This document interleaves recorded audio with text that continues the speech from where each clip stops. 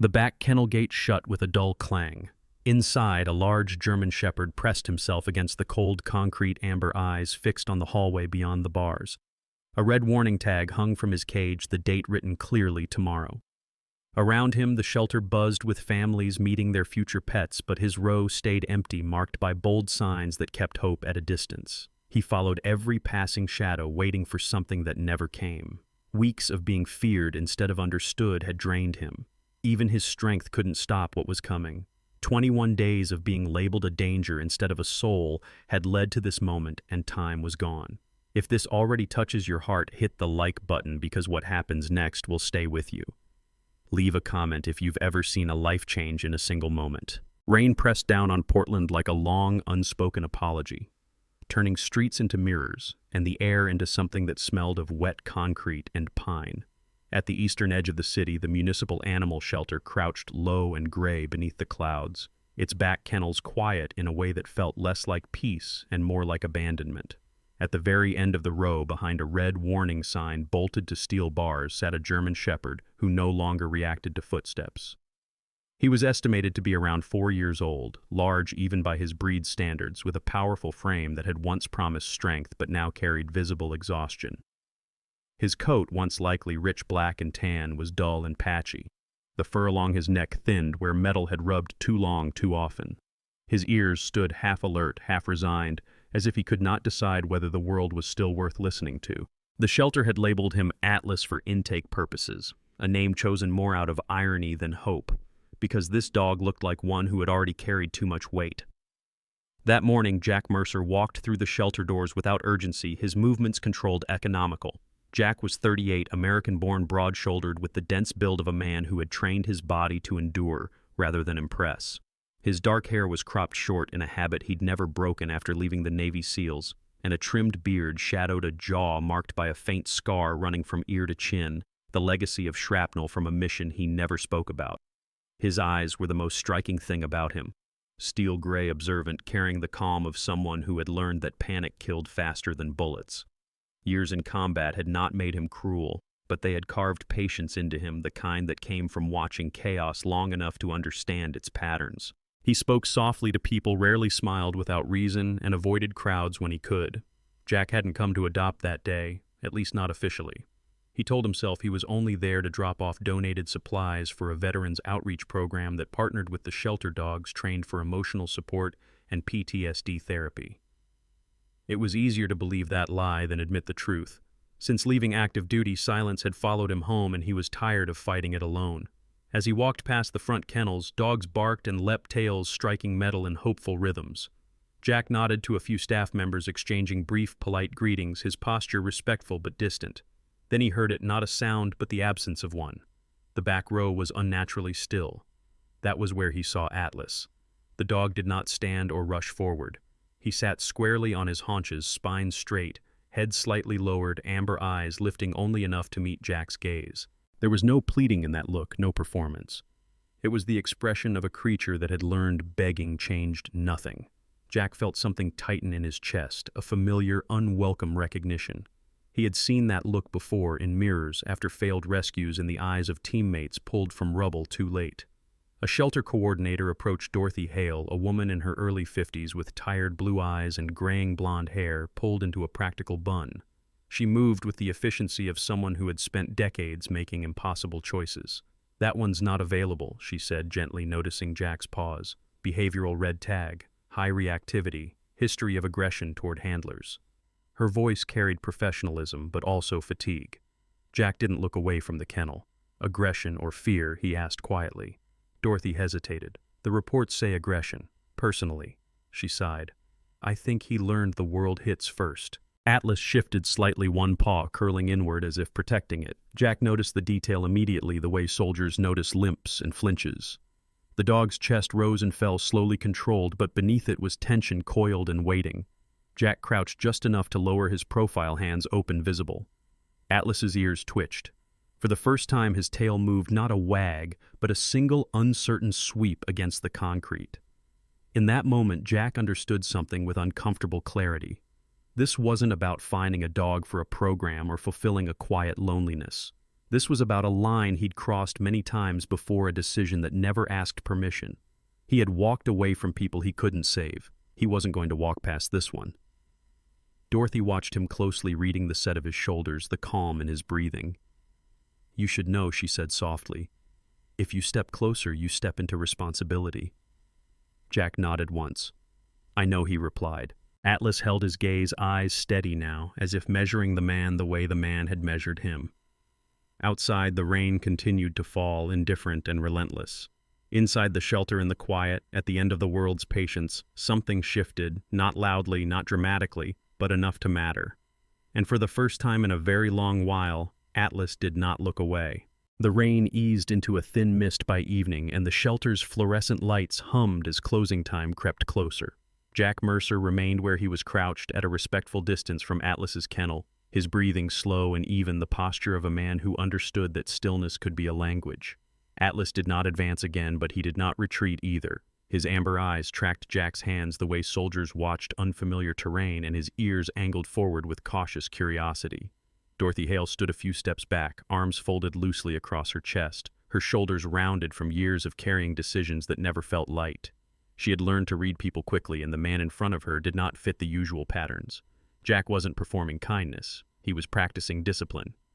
Jack finally straightened joints, moving smoothly despite the faint stiffness that lived in his left knee, a souvenir from a hard landing overseas. "I'd like to sit inside with him," he said, voice low, precise. "No leash, no touching. 10 minutes. Dorothy's brows lifted. She studied his face, the calm lines around his eyes, the scar on his jaw. The beard kept short enough to look deliberate rather than careless. "You understand the risk," she replied. "And the liability." Jack nodded once. "I do." After a pause that felt heavier than policy, Dorothy reached for the keys. The kennel door opened with a metallic scrape that made Atlas flinch, his body tensing as if bracing for a blow that never came. Jack stepped inside slowly, turning his shoulder slightly to present less of his frame, and sat on the concrete floor with his back against the wall. He placed his hands flat on his thighs, palms visible, eyes soft. Atlas remained standing.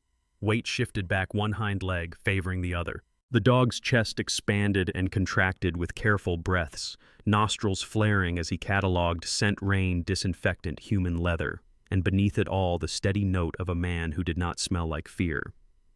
Minutes passed. Atlas lowered himself inch by inch, first the hips, then the chest, then the head, hovering above the floor, as if deciding whether gravity was a trap.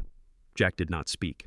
He remembered nights in deserts and jungles where silence was survival, where patience saved lives.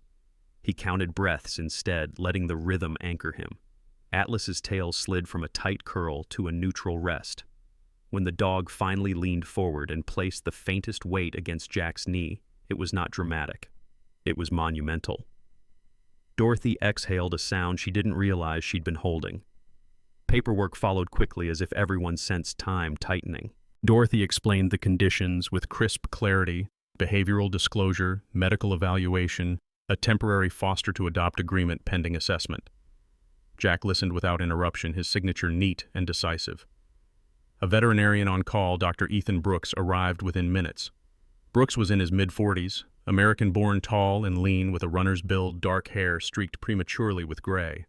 His manner was gentle but clinical, the calm of someone who had learned that empathy worked best when paired with precision. He knelt to Atlas's level, speaking softly while his hands traced the dog's silhouette without contact. Atlas tolerated the proximity, though his muscles stayed coiled. Brooks noted the limp, the thinning fur at the neck, the microscar patterns along the ribcage. His jaw tightened. "This isn't incidental," he said quietly. "We'll need imaging and blood work. Tonight." The drive to Jack's apartment near the Willamette River unfolded like a trial. Atlas froze at the sight of the truck's open door, eyes wide, breath hitching. Jack did not coax with treats or force a timeline. He leaned against the doorframe, rain beating on his jacket, and waited. "Your choice," he murmured, words chosen carefully. After a long minute, Atlas gathered himself and stepped up, claws clicking softly against metal. The engine started. Atlas pressed into the corner of the seat, trembling, then steadied when Jack's voice filled the cab, low, unhurried, constant. At the emergency clinic, bright lights and antiseptic air threatened to undo everything. Atlas balked, a low rumble vibrating through his chest when a metal tray clattered nearby. Jack positioned himself between Atlas and the sound body, angled protectively without looming. Brooks moved efficiently, explaining each step before it happened, narrating touch into permission. Atlas endured the exam, eyes locked on Jack's face. The findings confirmed suspicion: an old fracture set poorly, chronic inflammation, superficial burns consistent with deliberate harm. Brooks met Jack's gaze. This dog has been hurt by a system, not an accident. Night settled as they returned home. Jack spread a blanket in the corner, dimmed the lights, and sat nearby without invading space. Atlas circled once, then twice, and finally lay down, chin on paws, eyes half-lidded. Jack stayed awake, listening to rain on glass and the new sound of another breathing sharing his room. He knew this was not rescue completed. It was a beginning that would ask for more than he'd planned to give. And as Atlas slept, a fragile trust stitched itself into the quiet thread by careful thread. Morning arrived, pale and hesitant, over Portland. The rain reduced to a thin sheen that clung to windows like breath on glass. Jack Mercer woke before dawn, as he always did, body conditioned by years when sleep had been a privilege rather than a right.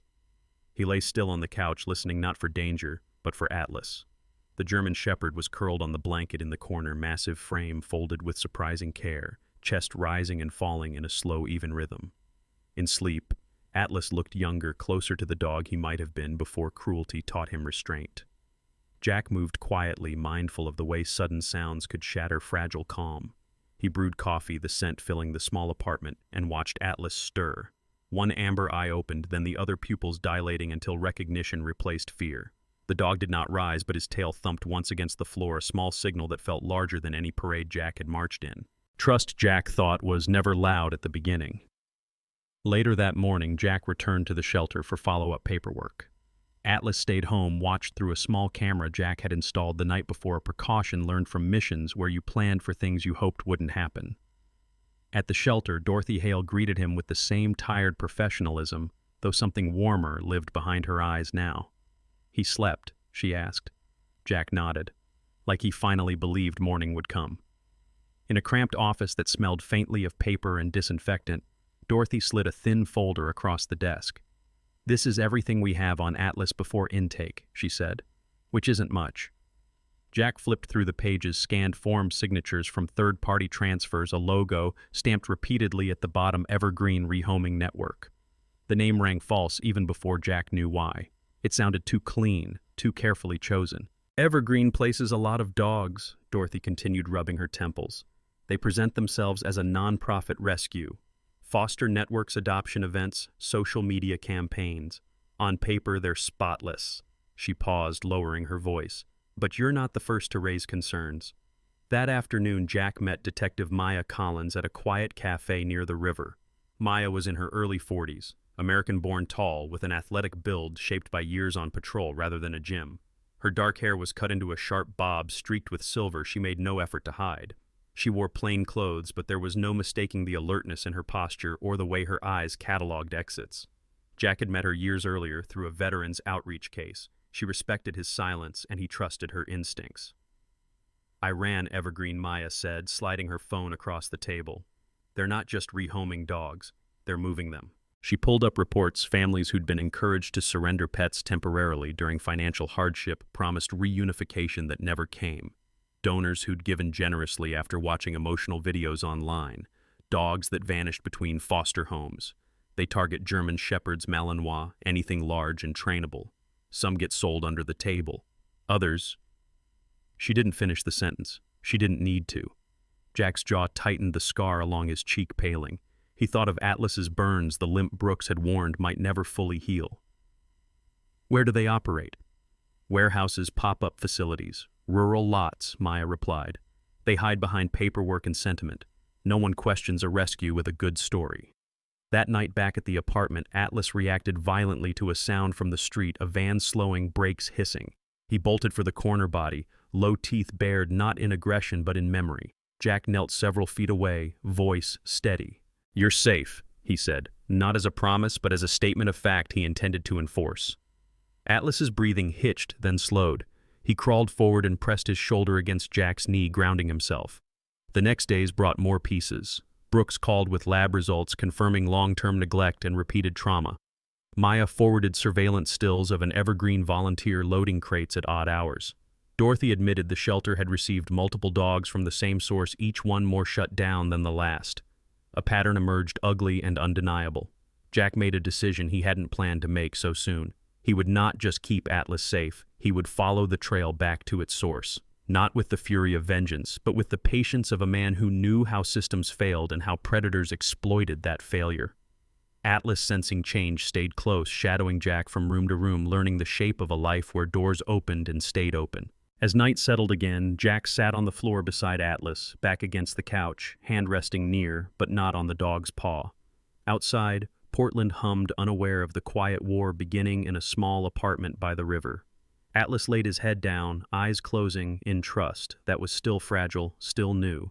Jack looked down at him and understood the truth he could no longer ignore. Rescuing Atlas had pulled him into something larger. The promise of safety had a shadow, and that shadow had a name: Evergreen. Fog rolled in from the river after sunset, softening Portland's edges and turning streetlights into pale halos. Jack Mercer moved through his apartment with methodical quiet, checking locks, adjusting camera angles, and laying out a plan that felt uncomfortably familiar. Atlas followed at a measured distance, a shadow with amber eyes, his gait steadier now but still cautious, as if the floor itself might betray him. Jack's calm had sharpened into purpose. The soldier's patience had given way to the operator's focus. He knew patterns, and Evergreen's pattern was tightening. Detective Maya Collins arrived just after 9, rain beating on her jacket.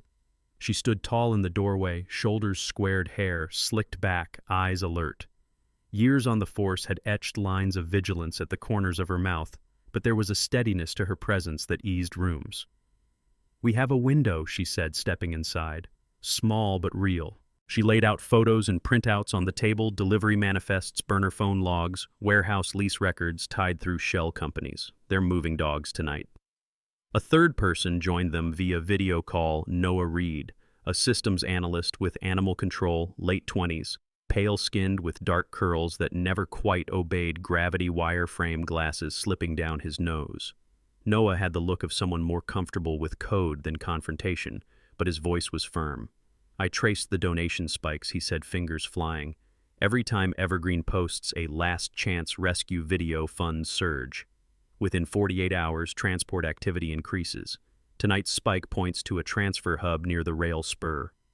Atlas lifted his head at the word transfer, ears tilting back. Jack placed a hand on the floor near him, close, not touching. Atlas leaned in, grounding himself. "He stays," Jack said quietly, eyes on Maya. "I go." The warehouse sat at the edge of an industrial strip, corrugated metal scarred by rust and old logos. Jack approached with Maya and a small task group, their movements clean, unhurried. Inside, the air was sharp with disinfectant and fear. Crates lined the walls, each marked with cheerful stickers meant to disguise their contents. From behind one, a soft whine slipped through. They found Cole Harrington near a folding table stacked with paperwork. He was early 40s, American-born, broad-faced, with a salesman's smile that didn't reach his eyes. His beard was carefully groomed, his jacket branded with a rescue logo worn like a costume. When confronted, he raised his hands theatrically. "We're saving lives," he said smoothly. "People don't understand the cost." Maya's voice was iron. "We understand theft, fraud, and cruelty." As officers secured the scene, a disturbance rippled near the crates. One had been left unlatched. A German shepherd lunged out, female young coat dulled by neglect, eyes wild. She skidded on concrete, unsure where to run. Jack stepped into her line of sight, turning sideways, lowering his center. He didn't reach. He waited. She froze, chest heaving, then collapsed into a crouch. Jack murmured not commands, just presence. She crawled forward and pressed against his boot, shaking. Harrington scoffed. "See, unstable." Jack looked at him, voice flat. "She's terrified." The operation concluded without spectacle. Dogs were cataloged and moved to transport vans staffed with veterinarians. Paper trails were seized. Harrington was cuffed, his smile gone. Outside, the fog swallowed the warehouse as if it had never been there. Jack returned home near dawn. Atlas met him at the door, posture tense until he caught Jack's scent. Then the tension melted, replaced by a low rumbling sound that might have been relief. Jack sat on the floor, exhaustion finally landing. Atlas approached and rested his chin on Jack's thigh, a deliberate choice. Later that morning, Dr. Ethan Brooks called with updates on the rescued dogs. "They'll recover," he said. "Some faster than others." Jack watched Atlas nap, chest rising steadily. He knew recovery wasn't linear. It never was. Maya sent a final message. Charges filed. More coming.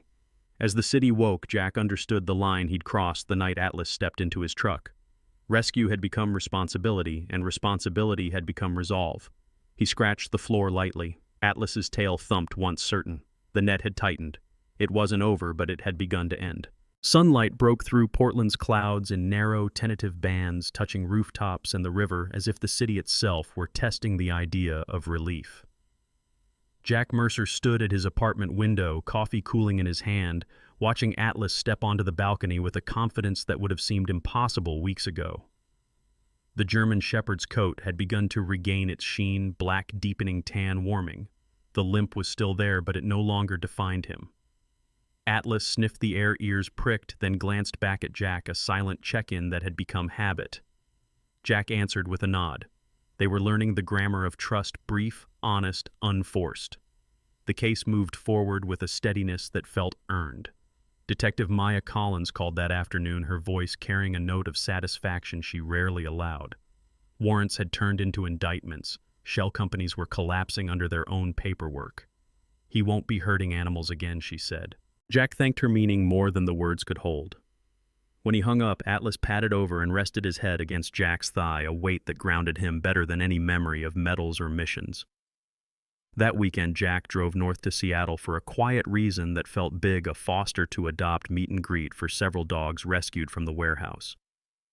The event was coordinated by Sarah Whitman, an adoption counselor in her early 30s, American-born, tall and lean, with copper-red hair pulled into a loose braid and freckled skin that flushed easily when she smiled.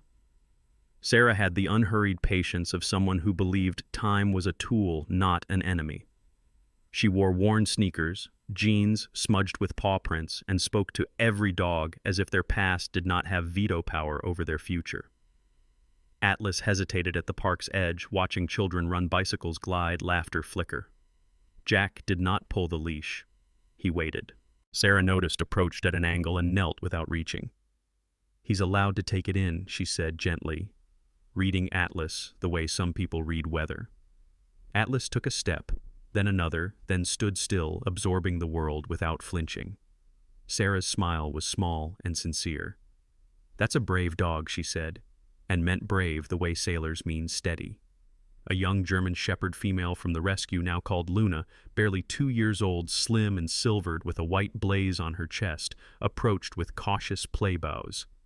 Atlas stiffened, then remembered the rules Jack had taught him without commands: breathe, check, choose. He chose curiosity. They circled noses, low tails, tentative. When Luna bounced, Atlas surprised himself by bouncing back, a clumsy joy breaking through restraint. Jack felt something loosen in his chest. Later, Sarah walked Jack through the final paperwork under a maple tree, shedding early leaves. "Adoption isn't a finish line," she said, eyes kind and serious. "It's a promise you keep daily." Jack signed his hand steady. He had kept harder promises before. This one felt truer. When the collar came off and the new tag clicked into place, Atlas Mercer. Atlas leaned into Jack's leg, the sound of metal no longer a threat but a punctuation mark. They moved north a month later into a small Seattle house near a trailhead where rain came softer and mornings smelled of cedar. Jack learned to sleep through the night. Atlas learned that doors opening didn't mean loss. They built routines. Sunrise walks, slow introductions, games that rewarded choice over obedience. Jack talked more to Atlas, to neighbors, to himself. The quiet that once hunted him now rested. On a clear evening, Sarah visited with updates. Luna had been adopted by a retired teacher. 2 others were in training for service work. She watched Atlas carry a stick twice his size with solemn pride and laughed. "You did good," she told Jack. He shook his head. "We did." As dusk settled, Jack sat on the porch. Atlas sprawled at his feet, head on Jack's boots. The city hummed at a distance, harmless. Jack scratched behind Atlas's ears, felt the steady warmth, and understood the truth he'd been circling since that first red warning sign. Hope wasn't loud, and it wasn't fragile when tended. It was practical. It was daily. It was a dog choosing to trust and a man choosing to stay. And as the light faded into a gentle blue, Atlas sighed a sound of arrival, and the rain, for once, did not return. Sometimes miracles don't arrive with thunder or fire. Sometimes they arrive quietly on four tired paws with scars that tell a story and a heart that keeps beating even when the world has tried to stop it. If you believe in God, then you may believe this: nothing broken is ever beyond his reach. Atlas did not survive because he was strong alone. He survived because grace found him through human hands willing to act, through patience instead of fear, through love instead of labels. And in that way, this was not just a rescue, it was a reminder that God often answers prayers by sending people. In our daily lives, we pass by quiet miracles every day. People who are hurting silently, souls marked by wounds we cannot see, like Atlas once was.